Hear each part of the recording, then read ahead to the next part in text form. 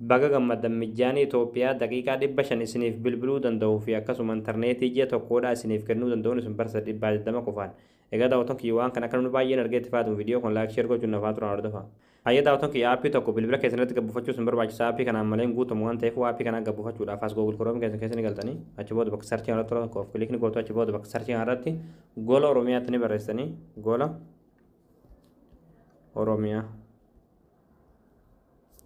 Achi booda gola Oromiyaa kan jala sanii baasa irratti tokkoof kilikni gootu ammallee asirratti gola Oromiyaa kan jiru irratti tokkoof kilikni gootu achi booda haala kanaan sitti fida asirratti hoon sarchii irratti tokkoof kilikni gootu bakka sarchii irratti qubee saa taa caa barreessitan achi booda sarchii fuuldura kan kilik gootu sarchii gootu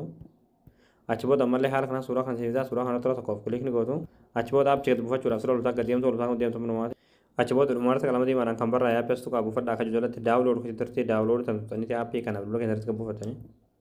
Hayya daawwattoon kiyya aappii gabbuufatanii yeroo galtan aappiin lakkoofsa bilbilaatti isin gaafataa lakkoofsa bilbilaa sawaa keessaniitti guutatanii ni banatanii achi booda haala kanaan isin banamaa achi booda asirratti manee juurlaan kan jiru tokkoof kilikni gootu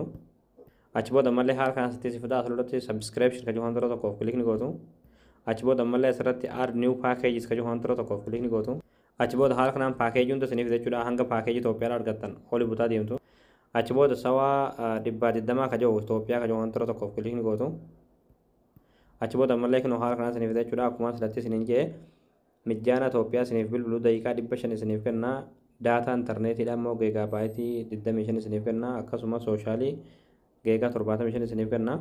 amma guuttachuudhaaf asirratti koontiinuma kana kilik gootanii alaa tuluma guuttattanii fayyadamuu dandeessan ji'a tokkoof.